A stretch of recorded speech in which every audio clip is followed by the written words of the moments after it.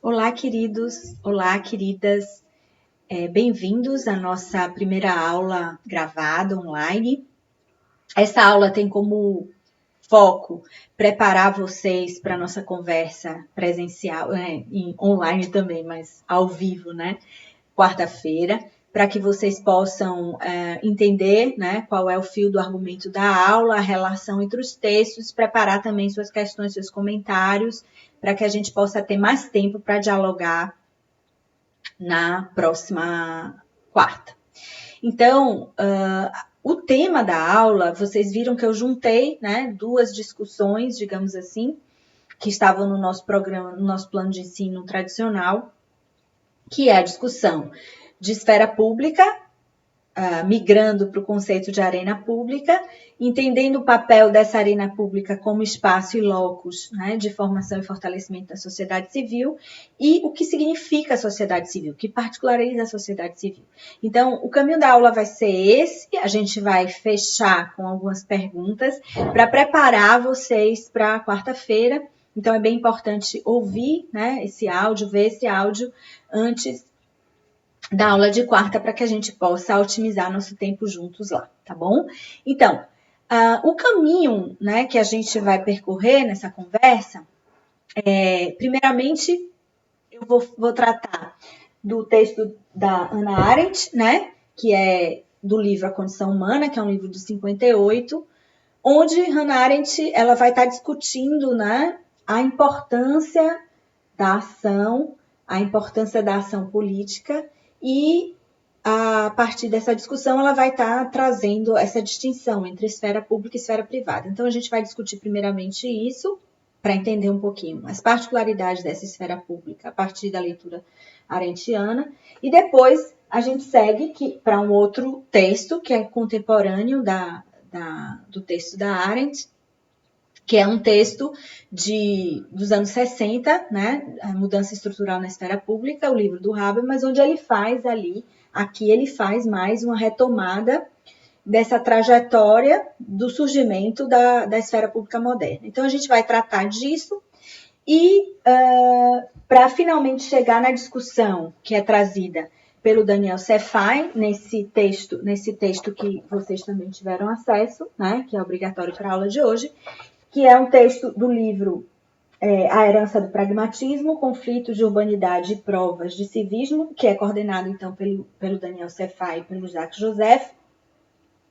E é um texto já mais recente, né? Um texto de 2012, onde ele vai estar discutindo, trazendo, né, uma noção de arena pública, contrapondo com a ideia de esfera pública e trazendo algumas críticas à noção, né, normativa, digamos assim, a noção construída por esses dois autores, sem desconsiderar a importância deles e a contribuição deles, mas trazendo outros elementos para o debate. Então, a gente vai trabalhar com essa ideia de arena pública e, a partir daí, tentar refletir, então, o que é sociedade civil nesse bojo, o que é que tem a ver sociedade civil com tudo isso, e como que a gente pode, então, definir sociedade civil, que características que particularidades tem a sociedade civil diante disso que foi colocado aqui, tá? Então, eu vou, de vez em quando, beber uma aguinha também, para molhar um pouco a garganta, tá, gente? Então, iniciando pela discussão da Hannah Arendt, é importante que a gente perceba que no livro Condição Humana, ela vai estar trazendo a realidade dos gregos, né? Então, ela vai estar discutindo a Grécia Antiga e justamente utilizando essa realidade, né, fazendo uma filosofia histórica, mostrando essa história, a partir dessa história, fazendo um contraponto com a modernidade, né? O que a gente vive na atualidade. Então, ela vai estar colocando, para definir a esfera pública, ela vai estar contrapondo a esfera pública à esfera privada e mostrando como na Grécia Antiga, na Antiguidade, a gente tinha realmente uma diferenciação entre essas duas esferas. Eram duas esferas que tinham uma certa independência uma da outra.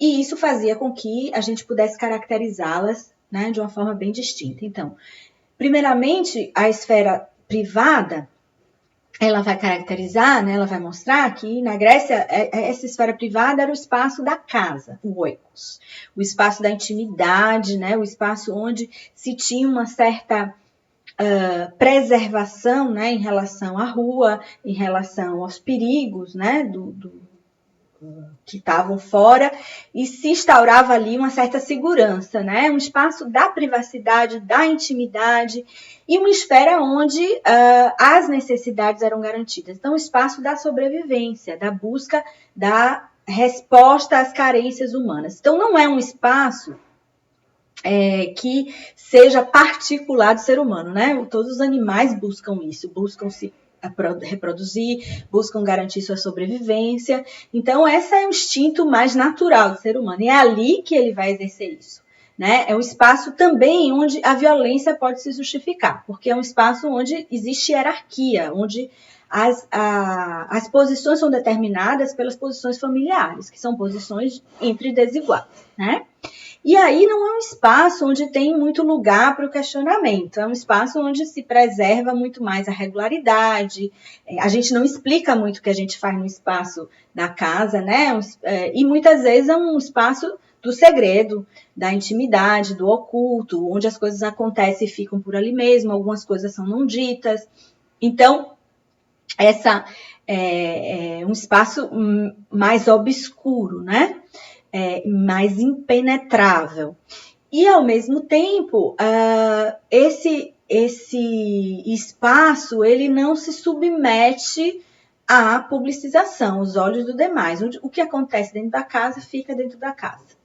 E, ao mesmo tempo, ele é um espaço importante, porque se a gente não tem a garantia desse espaço íntimo, dessa condição de sobrevivência, de manutenção dessas necessidades básicas, a gente também tem dificuldade de partir para fora, de partir para a rua, de exercer essa outra dimensão humana, da condição humana, como ela vai dizer, que é tão importante, que é a dimensão da ação, do agir do mundo, do transformar. Para a gente poder fazer isso, que não é uma atitude natural, como a gente viu naquele outro livro que a gente leu, né?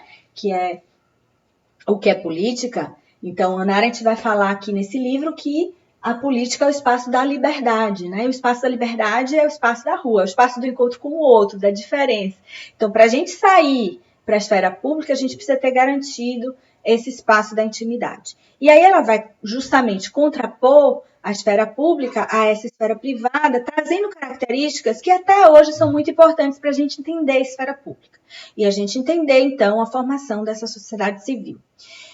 Que características são essas? Primeiramente, diferentemente da esfera privada, o espaço da esfera pública é o espaço do comum, né, do koinon. É o espaço do encontro com a diferença, da pluralidade. É o espaço onde se exerce, de um lado, né, tanto a ação, né, quanto a praxis. A ação no sentido do espaço da fala, da argumentação, do discurso, da justificação, quanto também a praxis de transformar o mundo, né? De fazer acontecer, né? Então, aquilo que a gente entra, né? Quando nasce e que a gente deixa quando vai embora. É o espaço da cultura, é o espaço da construção humana. Ali é onde o humano, o ser humano, projeta efetivamente a sua diferença em relação aos outros animais. Então, isso é algo que distingue o ser humano, embora não seja natural do ser humano. Né? É diferente, distingue porque o faz imprimir, né, a sua identidade, a sua particularidade, a sua potencialidade no mundo. É através da esfera pública que isso se dá, porque ali é que a gente participa da coisa pública, é ali que a gente transforma o instituído, ali é que a gente auto-institui a sociedade, né? Então, é um espaço de debate, é um espaço da argumentação, da palavra e também da ação, da praxis. É um espaço onde se tem uma relação de simetria, diferentemente da casa, onde predomina a hierarquia e o poder patrimonial, né, sobretudo do pai. Aqui a gente tem uma certa isonomia entre aqueles que participam da polis, mesmo que quem participa da polis não sejam todos. né? Então, é importante dizer isso, né? Na Grécia Antiga a gente não tinha, os escravos não participavam, as mulheres não participavam, mas naquele espaço onde você tinha, né, de certo modo a gente pode dizer que era uma esfera pública elitista, né? Mas naquele espaço onde se tinha participação, esses que participavam, eles eram isonômicos, existia uma isonomia entre eles, eles tinham voz, eles tinham capacidade de ação igualmente respeitada, né? E é um espaço onde não impera, ou seja, se coloca a luz sobre as questões, há uma possibilidade de tudo questionar, e que esse questionamento, essa problematização, ela vá além daquele grupo. Então, há uma formação de opinião pública e há uma formação de opinião para além daquele grupo, né? Então, isso faz com que tudo que seja discutido na esfera pública seja ouvido por todos, seja aberto à observação de qualquer um. E aí é um espaço, então, justamente por isso, da grandeza, né, da virtude, onde ali se exerce a crítica, se exerce a ação sobre as coisas públicas. Então, a gente percebe aí, né, que existe uma valorização muito grande da ação dessa esfera pública para os gregos. Isso vai mudar claramente na transição para a Idade Média. E aí, tanto a Hannah Arendt quanto o Habermas vão tratar dessa transformação, que é justamente o segundo momento que a gente vai abordar aqui, né? Então, a gente tem uma transição para a Idade Média, onde a gente vai ter uma sobreposição da esfera privada sobre a esfera pública, e o que é público vai passar a ser sinônimo do monarca, né? Vai estar ligado ao senhorial, aquele que tem a nobreza, né? Que tem o título da nobreza. Então, ele está associado justamente a esse príncipe, a esse rei, né? Que encarna o país, que encarna a lei, que encarna, então, a política também, né? E aí, essa sobreposição, ela vai ser típica do patrimonialismo, vai ser típica dos regimes feudais, onde aquele que tem, então, esse poder que é dado pela hereditariedade, pelo sangue, ele vai ter, então, ele vai ser sujeito de privilégios. E isso vai estar associado a uma série de ritos, a uma série de símbolos, não é? Como a insígnia, a coroa, as roupas, o gesto, o que ele come, a retórica, o que ele ouve. E aí, junto a esse rei, né, vai se instaurar uma corte, uma série de indivíduos também que vão reproduzir esse modo de ser, esse modo de agir, que vai ser considerado, então, aquela elite, né, que tem o poder. E aí a gente percebe que essa grande família, né, essa corte, vai sobrepor essa ideia do público. É ali que as questões vão ser discutidas, debatidas, enfim, muitas vezes no segredo, nas relações de confiança, de compadrio, de favorecimento. Então, eu te dou aqui, você me dá dali. Então, as relações que vão se privilegiar nesse movimento são relações clientelistas, né? São relações baseadas também no segredo, né? Mas sobrepostos para esse público aí que vai ser muito, muito associado a essa elite nobre, da nobreza ou da corte associada a essa nobreza, né? E junto a isso, a gente tem a formação da Igreja Católica, então a Igreja como esse espaço, né? O cristianismo vem fortemente, né? A ética judaico-cristã, então esse espaço da Igreja como esse espaço de uma moral calma, tranquila, onde as questões públicas, então, vão ser discutidas dentro da igreja. Então, é esse espaço onde a gente vai ter a discussão moral, né? Mas uma discussão que passa muito mais pela transcendência, né? Por uma lógica da transcendência, uma esfera secular, onde a gente discute a partir de uma lógica do sagrado, né? Estamos discutindo o que vai acontecer na outra vida, e não mais aqui, né? No mundo aqui e agora.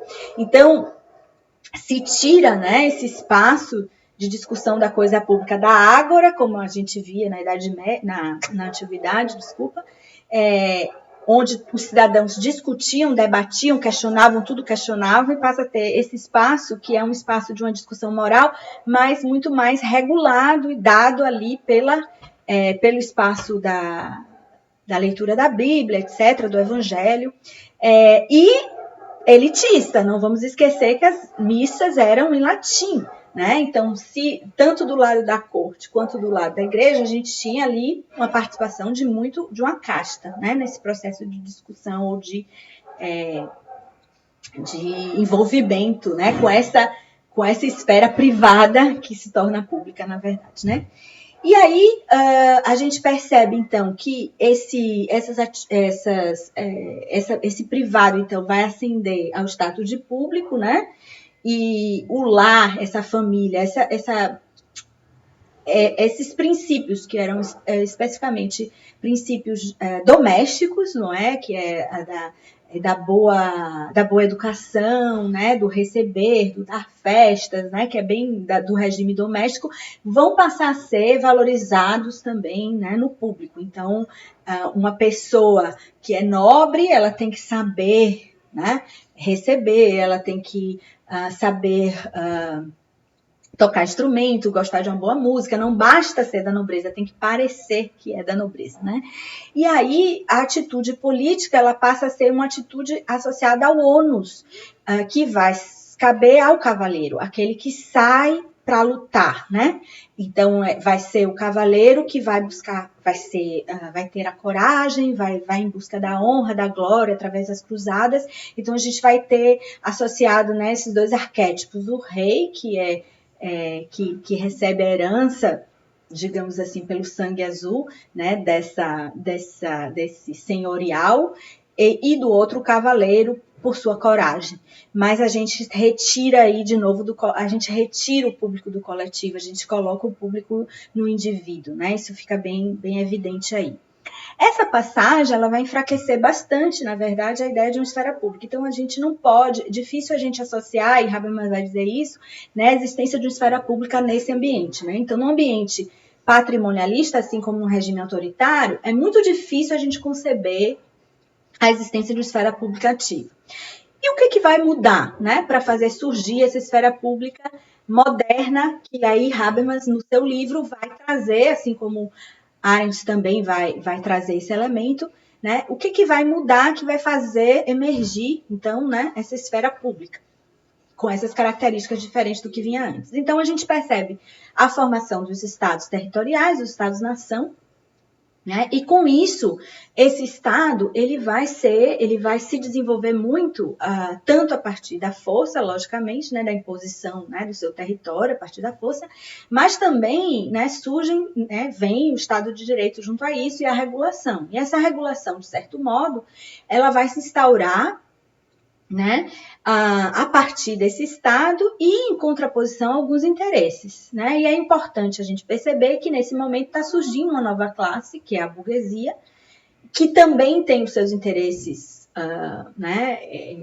colocados aí, que não necessariamente se representa por esse senhorial, por essa nobreza que estava colocada ali, né? Então, ela vai se colocar como uma classe distinta e que, pela primeira vez, vai começar a defender os seus interesses frente a esse Estado, né, que se forma. Então, como é que isso vai acontecer?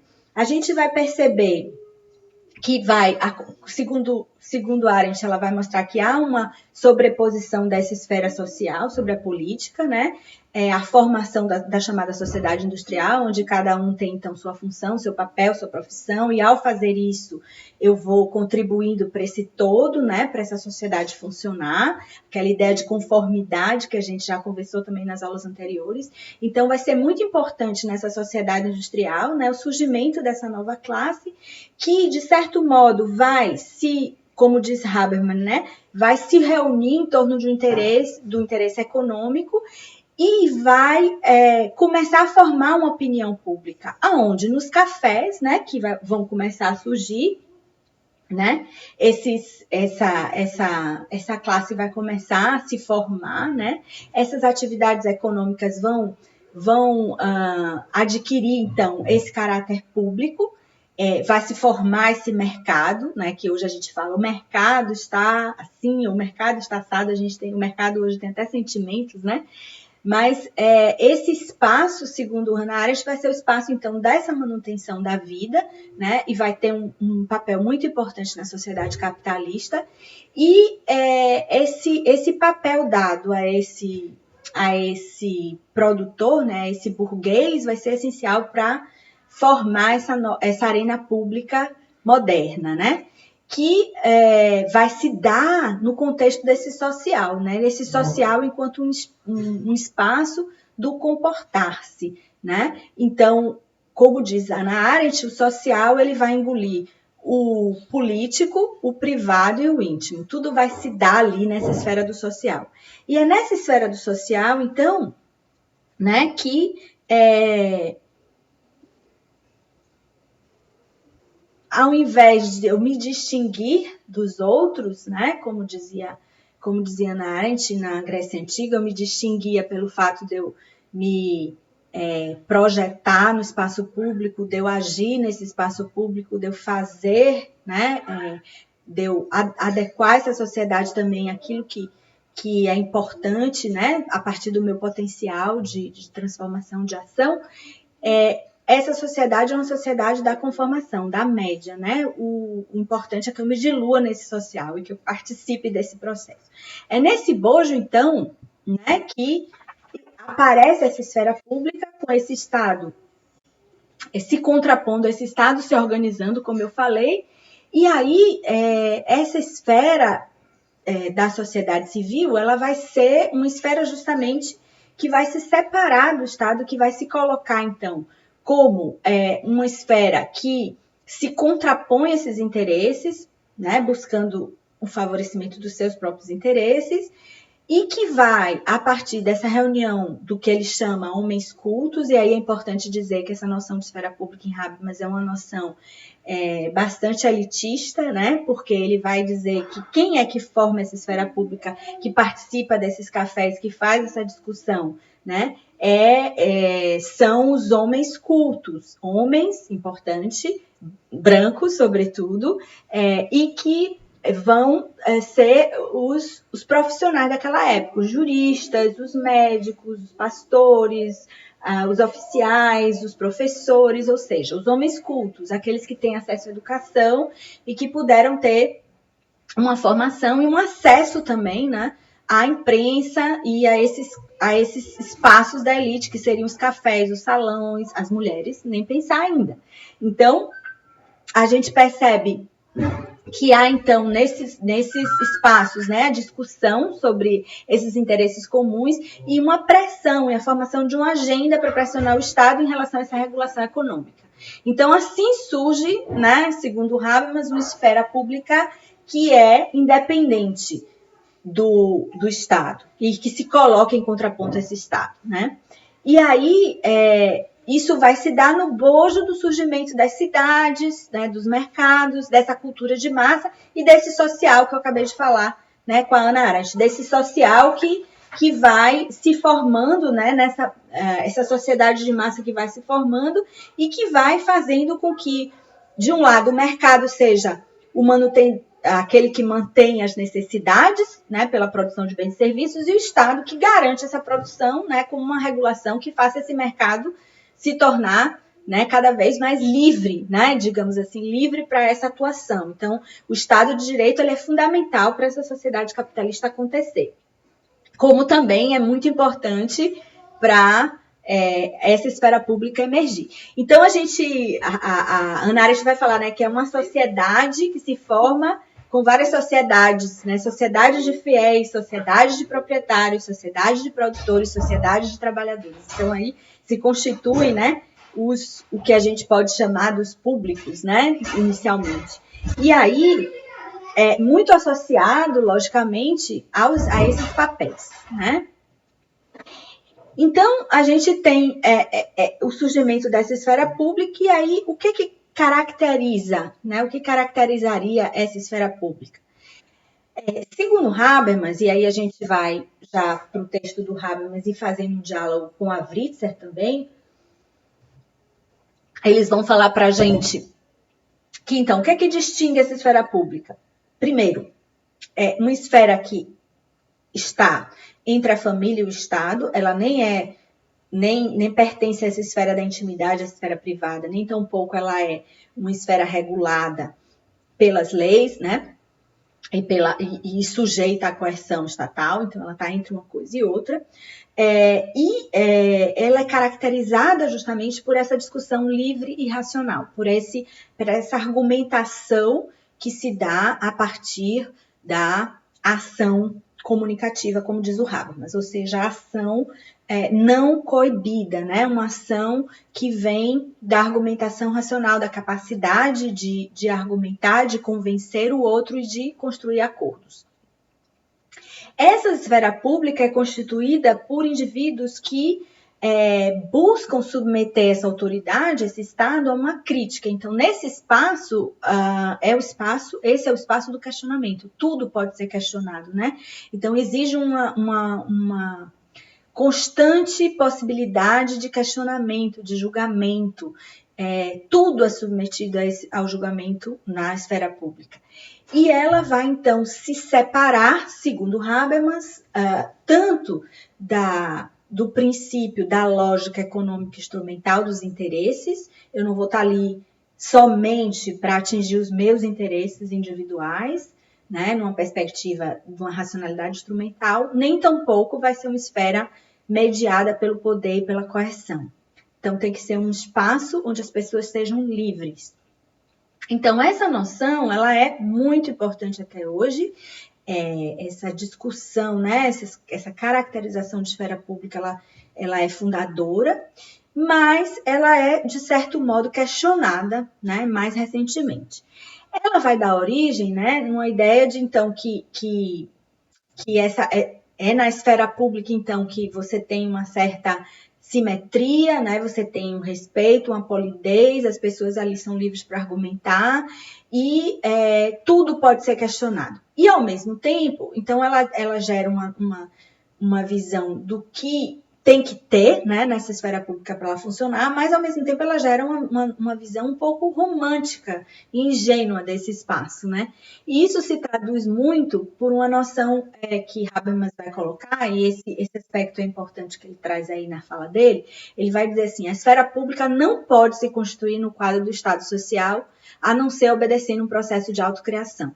É somente passo a passo que ela se restabelecerá em concorrência obrigatória com aquela outra tendência que, no seio de espaço público desmesuradamente alargado e retornando contra si próprio o princípio de publicidade, procura desmobilizar seu potencial crítico.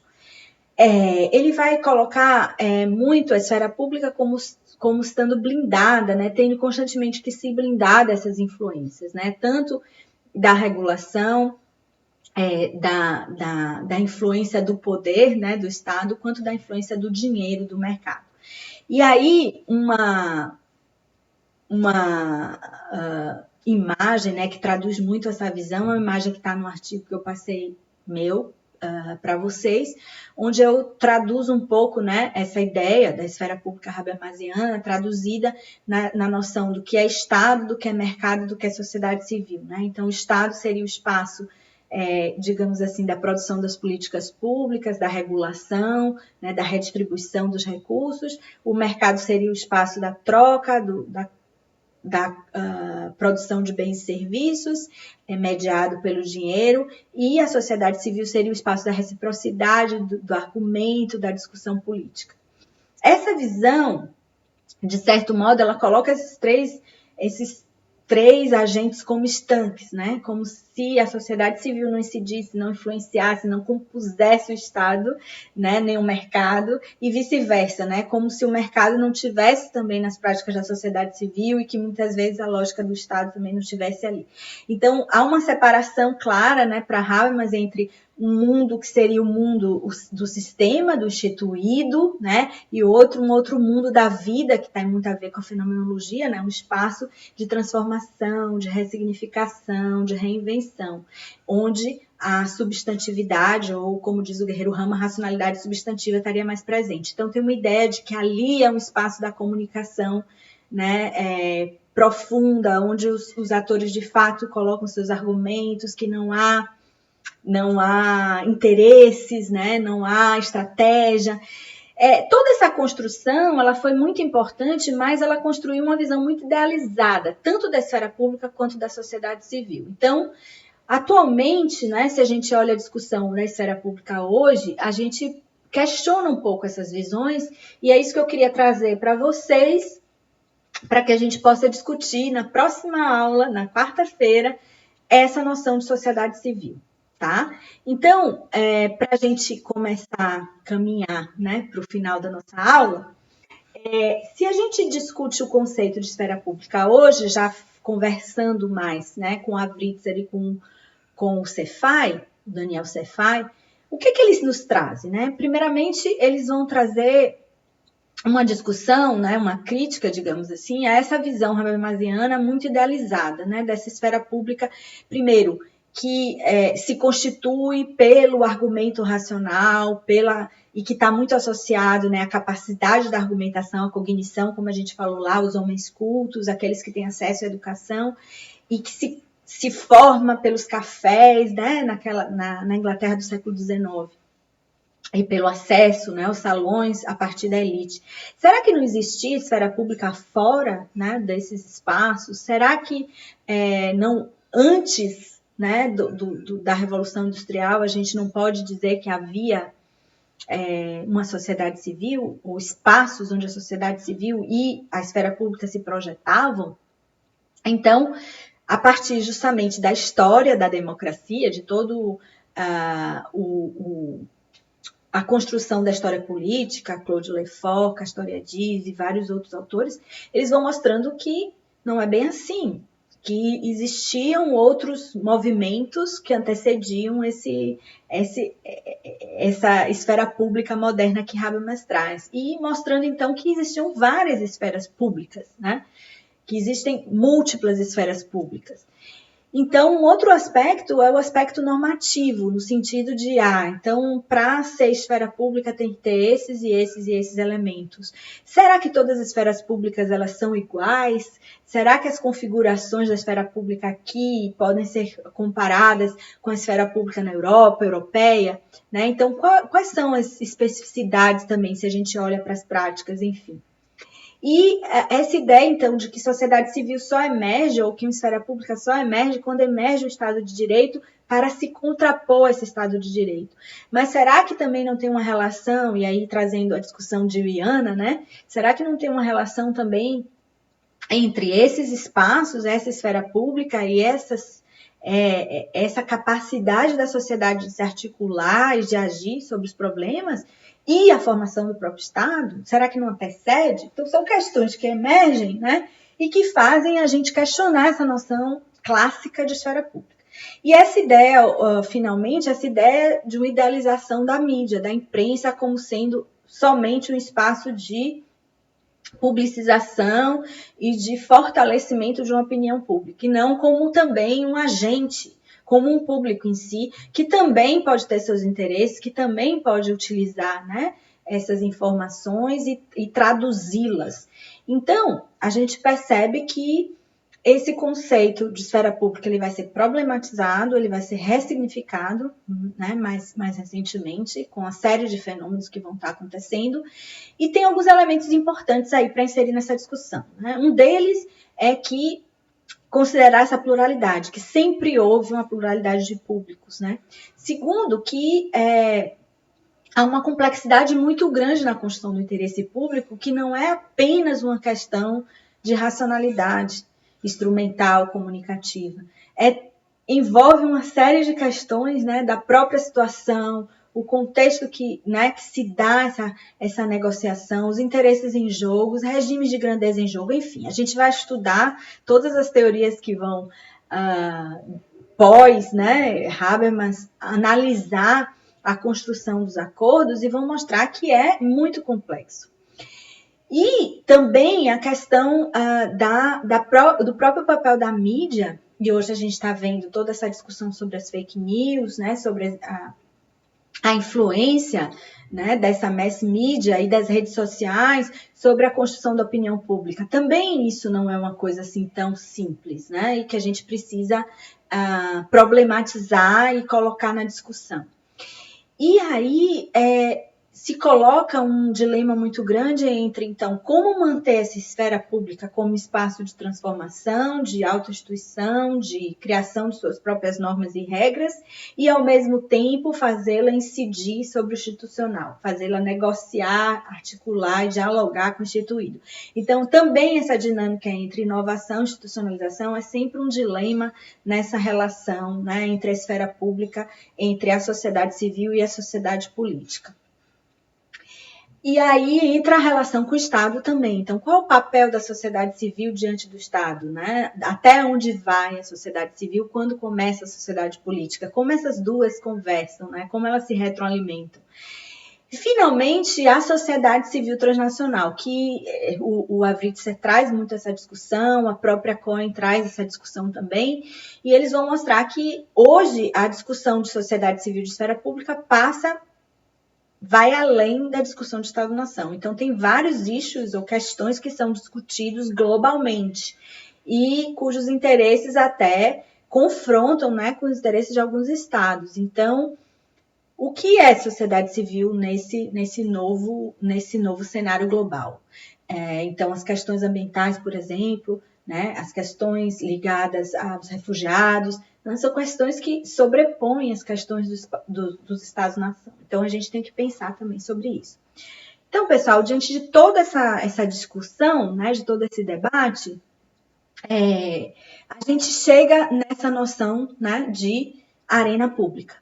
E aí, o texto do Daniel Cefai, ele, para mim, é um texto muito, muito importante, né, que eu acho que é elementar aqui para a nossa discussão. A gente vai voltar a ele várias vezes, então é bem importante vocês lerem com cuidado esse texto.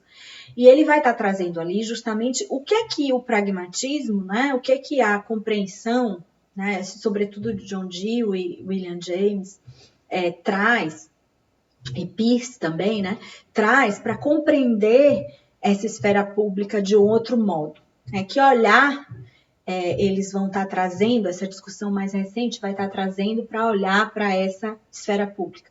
E ele vai iniciar mostrando justamente a diferenciação em relação aos debates clássicos, né, os debates mais afirmados dentro da ciência política atual. Primeiramente, faz um contraponto a essa visão idealizada e conceitual que a gente falou a partir de Habermas e Hannah Arendt. Não que não sejam importantes, elas são essenciais para a gente entender as particularidades da esfera pública, e por isso que a gente está lendo.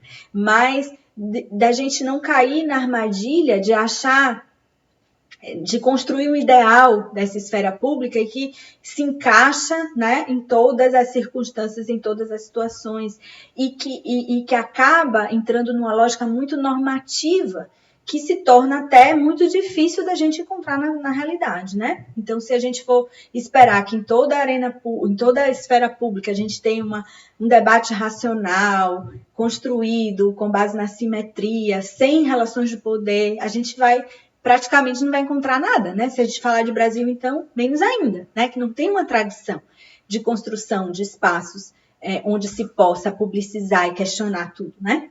Então, é importante a gente sair dessa visão idealizada, normativa, para a gente entrar numa lógica mais de entender processualmente isso, como esses espaços se constituem, né? Então, isso toma também distância de uma lógica apenas legalista, que olha para os dispositivos, as técnicas, os elementos jurídicos que constituem essa arena pública, ou ainda apenas os interesses em jogo, a lógica das estratégias dos atores, olhando ele como atores racionais, como faz a teoria da ação racional. E, finalmente, não olhar também simplesmente as estruturas de dominação, as estruturas de poder, e como é que cada um do seu lugar de fala, digamos assim, estabelece o argumento e determina os rumos da arena pública, que é o que a gente percebe na teoria dos campos de Bourdieu, um foco muito forte nas relações de poder, né? O que ele vai trazer é a importância não da gente desconsiderar esses elementos, mas da gente colocar esses elementos para conversar. Então, quando se traz a noção de arena pública para o jogo, a gente está trazendo duas dimensões muito importantes. A dimensão da arena, do confronto, do questionamento, daquilo que Hannah Arendt e Habermas vão trazer, né, o espaço da pluralidade, do encontro com o outro, do encontro com a diferença, e que muitas vezes leva ao conflito, mas também um espaço de performance, um espaço de ação, um espaço onde se tem uma incidência, né, sobre o real, onde se transforma. Então, a gente necessita aí de uma coordenação, necessita aí de uma construção de acordo que não é somente uma construção que passa pela construção racional. Né? Tem uma série de outros elementos que incidem, simbólicos, discursivos, materiais, enfim. Então, esses dois elementos dessa arena, de um lado, essa arena que é um espaço de conflito, e essa arena que é um espaço de performance, vão se encontrar nessa noção de arena pública, né? E aí, o que está por trás é uma noção que a gente discutiu na aula passada, que a gente vai retomar um pouquinho quarta-feira, com certeza, de alguns elementos que a gente não conseguiu discutir, que é essa ideia da democracia enquanto processo, né? Então, essa construção democrática é uma tarefa contínua que precisa ser investigada, ou seja, que precisa ser observada. Então, as arenas públicas são vistas como espaços, laboratórios de ação política. É ali que ocorre, né, essa ação e, ao mesmo tempo, esse confronto, essa coordenação sobre os problemas enfrentados. E aí, o que ele vai trazer, né, a importância de uma antropologia da cidadania comum, que a gente acompanhe esses processos, que a gente olhe para essas práticas, né? Então, estudar a sociedade civil é um pouco fazer isso, penetrar nesses espaços onde esses diferentes atores de diversas matizes, como ele diz, é um mosaico, né, de interesses, de atores individuais, institucionais, com diversas origens, digamos assim, e que ali vão se encontrar, vão se confrontar, vão debater, né? E vão, ao mesmo tempo que ao fazer isso, eles estão agindo, eles estão aprendendo e estão agindo sobre a situação. Então, a ideia de uma situação de prova, de uma situação problemática é muito importante para a arena pública. Ela não ocorre de uma forma natural. Ela ocorre a partir do incômodo, né, que faz com que determinados atores comecem a visualizar um problema, inicialmente, esse problema se torna incômodo para esse grupo, mas depois esse incômodo ele vai se projetando para além desse grupo que viveu o problema, né? O que ele chama de publicização. E aí, esse grupo ele vai começar a incidir também em outras esferas, né? Vai começar a gerar opinião pública, vai começar a publicizar esse problema, vai começar a perguntar, então, por que o problema está acontecendo? Qual é a causa? Quem é que está envolvido? Quem é o responsável? E a partir desse movimento, vai se formando ao mesmo tempo uma arena e seus públicos. Então, a gente pode perceber isso em vários exemplos, né, na nossa vida cotidiana, né? Desde uma doença que começa, digamos, uma doença que é de um grupo específico, mas essa doença começa a ser projetada, né? E a gente começa a ver essa doença como um problema de saúde pública. Agora mesmo no coronavírus a gente pode perceber bem isso, né? Até ali fevereiro, né? Final do ano passado, até fevereiro, a gente achava que era um problema da China.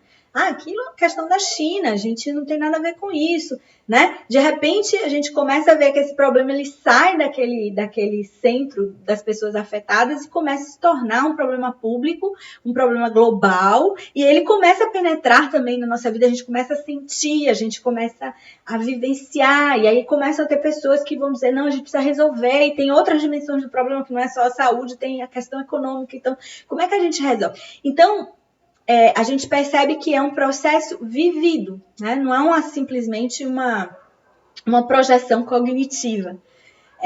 E aí vai ser bem importante, né, a gente compreender, então, a arena pública como esse espaço, laboratório que a gente pode acessar para entender como a sociedade civil atua e o que é sociedade civil.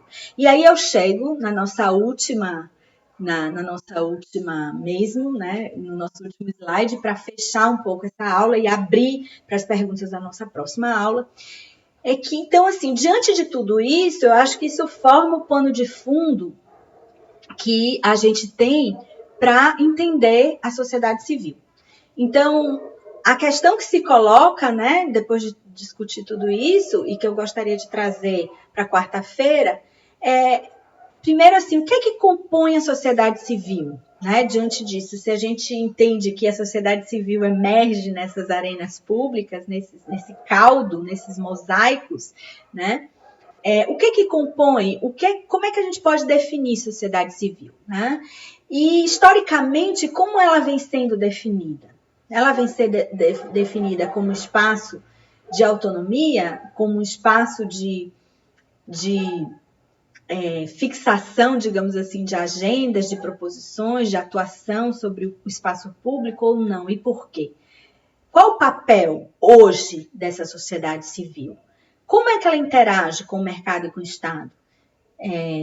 A gente pensa a sociedade civil a partir dessa lógica habermasiana, de um espaço da ação comunicativa, da reciprocidade, ou será que é um pouco mais do que isso? Né? O que particulariza a sociedade civil em relação aos demais atores sociais, né? Sobretudo o Estado e o mercado? E, ao mesmo tempo, como é que ela dialoga, né? Como é que ela interage, né, com essas esferas? Que fronteiras dessa atuação? Qual o papel que se espera dessa sociedade civil? Então, era isso que eu gostaria de começar a discutir com vocês a quarta-feira, para a gente preparar a nossa próxima aula em que a gente vai falar da sociedade civil no Brasil. Então, a gente vai refletir sobre isso e depois a gente vai olhar para isso na prática no Brasil e tentar ver se, de fato, né, a gente tem uma sociedade civil fortalecida, fragilizada e por quê. Então, eu agradeço muito a atenção de vocês até agora. Peço desculpas pelos erros, pelos nés, deve ter vários nés durante essa fala. Eu percebi que eu falo muito né. Percebi que não necessariamente eu falo o que eu gostaria de falar, mas o que é possível. Então, peço muitas desculpas pelos erros, pelos atropelos, por algo que não ficou claro. Mas quarta-feira a gente vai ter tempo de conversar com qualidade, tirar todas as dúvidas, tá? Muito obrigada e até quarta. Estou muito ansiosa para a gente se encontrar. Beijo!